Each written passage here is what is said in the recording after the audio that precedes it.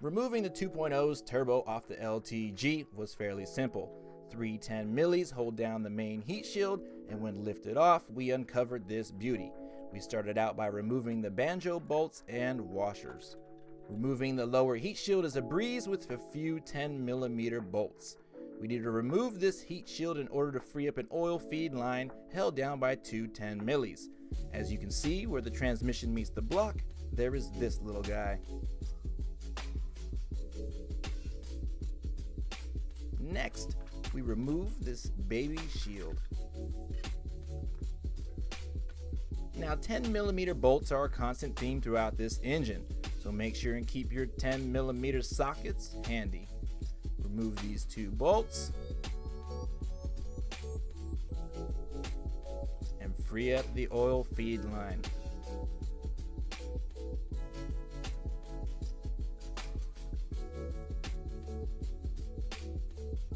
Moving forward with the 10mm trend, we remove 5 more to free up this top shield from the valve cover.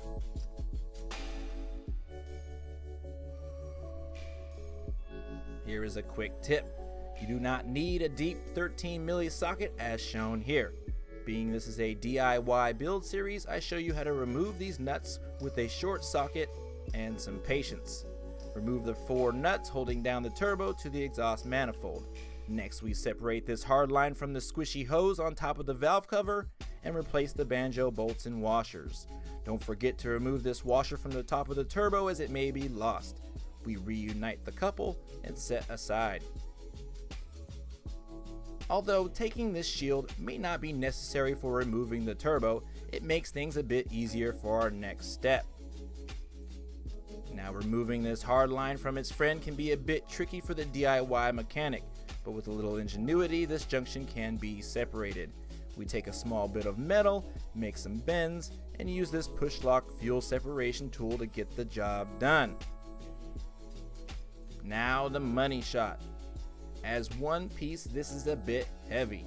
Set your feet and wiggle your turbo free. Thank you for watching. Make sure and subscribe to see more tutorials covering your LTG.